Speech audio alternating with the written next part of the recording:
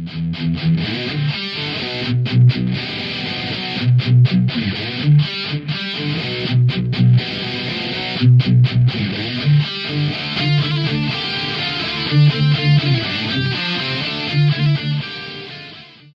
welcome back to the show. We've got another week of exploring tones with the Katana Mark II head here, and we're going to try and get that classic tone of Metallica's And Justice for All. Whether you love this tone or hate it, I don't think it really matters. If the Katana Mark II can just pull it off and get really close just using the Tone Studio software, then it's pretty impressive in my book. I'm sure you've noticed the new rack I've got here just to show off the amps and pedals, just a little bit easier for the show, but I'm not actually using any of these pedals or effects through the Katana amp today. It's just the amp and the inbuilt software. And Justice for All and Master of Puppets were probably the most iconic metal albums that I had growing up as a kid, and I could never get close to dialing any of those tones. It's all I wanted to do is just play those albums. As much as I loved MkII at the time, I just didn't have the ability to play any of the songs. But I found the songs off And Justice for All and Master of Puppets. There were elements and parts in there that I could actually play as a beginner. And it was really cool, but I could never get close to the tone.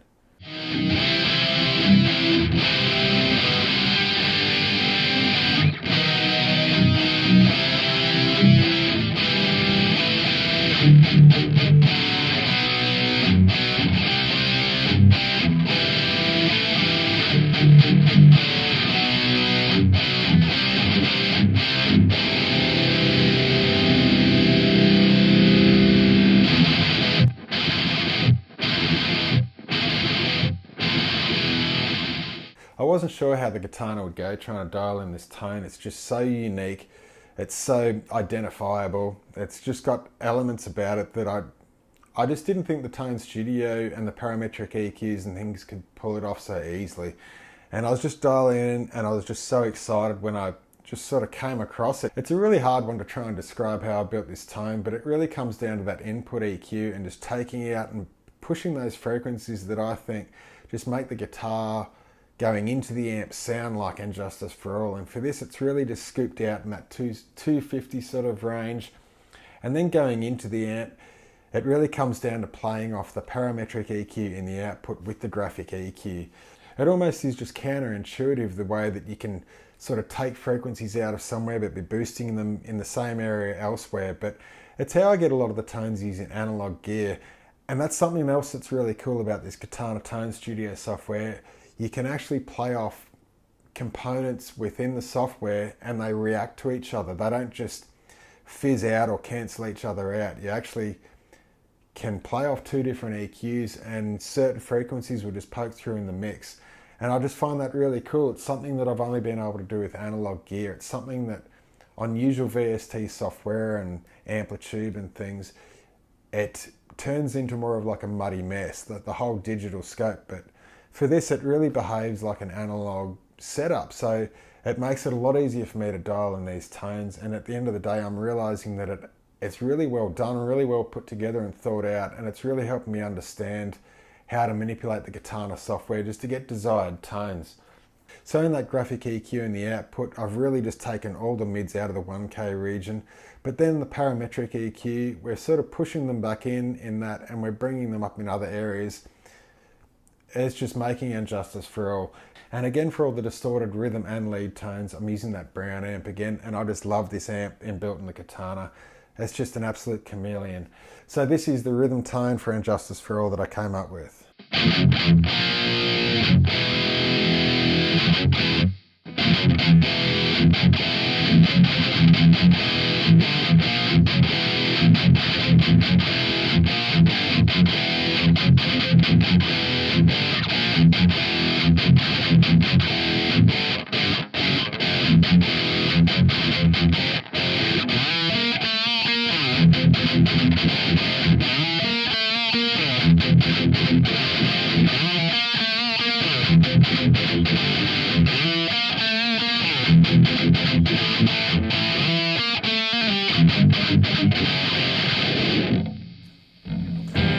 You mother. We're not changing strings, I'm just moving on. At least I managed to record all the rhythms and harmonies leading up to this. So What you hear in the rhythms and harmonies is actually that guitar. I've just got this one out just to do the guitar solos, but I guess we're using it for the rhythms now. Just something else while I remember it. A lot of you are downloading the presets and then getting back to me saying they're not sounding exactly the same as they are on these videos and things. I am going through the two-nose Torpedo Captor X to actually record these, and it's using the 1936V Marshall cabinet essentially. I loaded in a tone to the Torpedo Captor X just to really simulate how this 1936V cabinet sounds, and that's how it sounds to me in the room.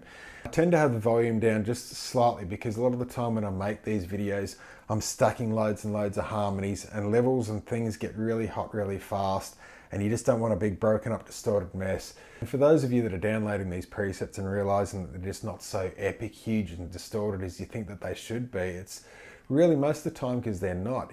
If you try and put it back through your recording station and just record back what you're playing and listen back through to it, you'll find that that tone is actually there. I was surprised when I started recording years ago and trying to duplicate tones. What I thought I was hearing was just like this over-the-top tone that I was doing on my own. But when I was recording with it and coming back, I just had this muddy mess. It was just too much. It's just something I was thinking about and thought I'd explain myself. But I did go ahead and make an Injustice for All pushed sort of tone that's in there that's a little bit more scooped. It's got more bass, a little bit more gain on top. And hopefully that suffices for some of you. Just let me know how you go in the comments. But moving on, these riffs are just so fun to play.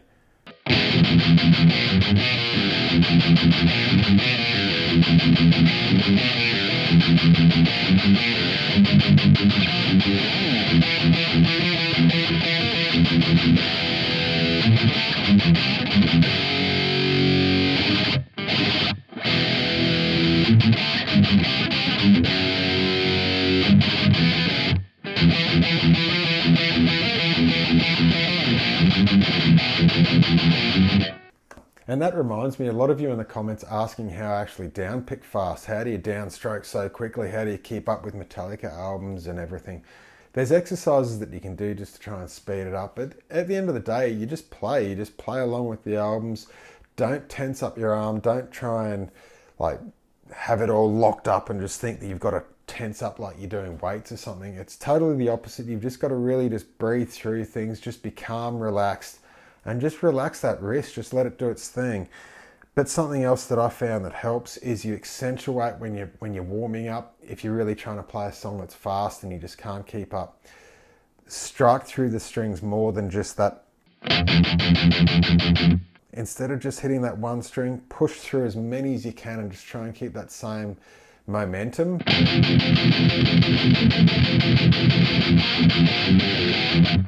It doesn't sound very good and it's not really tight at all, but it's really just getting that muscle memory happening within your wrist. It's not coming from anywhere but just your wrist, and it's more of just like a twitch reflex rather than just like a muscular action like you're turning a screwdriver. It's not doing that, it's just a little twitch. And you'll just get faster and faster, and you'll find that you'll have periods where you can do it really quickly but then you tire out. And that just comes down to your stamina, and just really just remember to breathe, just stay calm, just stay really loose and just relax. It's just going to happen. If you try and force it, you'll just tense up and it'll all just get like a horrible mess. So next, moving on, this is the clean channel. I know I did an Injustice for All clean channel in the past using the Katana head. This is just a little bit more refined now that I've got used to using it a little bit better. And it's as well using the neck pickup for this.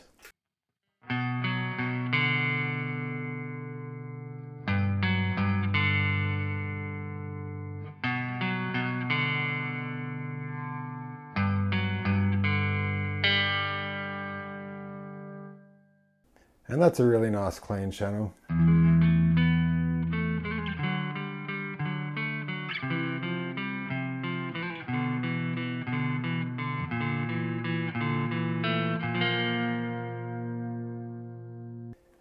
And you get the idea there. Those clean channels are just really nice on these. And the next preset that I came up with is just something that I use to build those rhythms and harmonies that they use. It really is just like a rhythm channel, but it's a little bit sweeter. There's a little bit more mids in there. and it's just got some reverb and delay going on. And I use this just to accompany the really chunky chords, like in the beginning of And Justice for All. The rhythm part that's played. And in the background you've got those other layers and harmonies, and I'll use this to build that.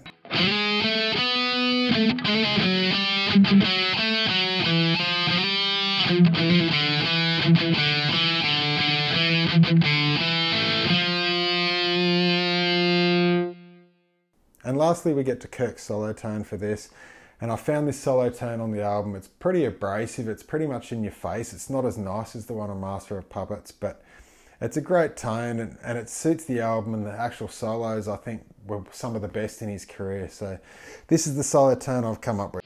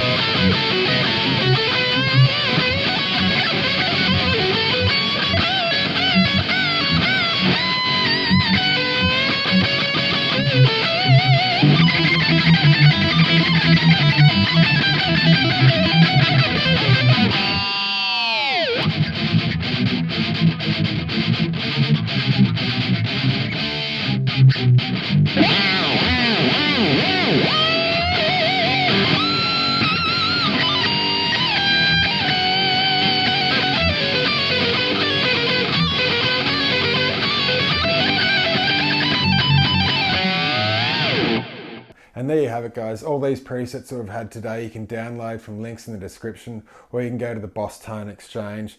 But all this is just coming out of the Boss Katana Mark II head, and it's just blowing me away how impressive this really is. But all that said, hope you really enjoyed the video. Take care, and I'll see you next week. Bye.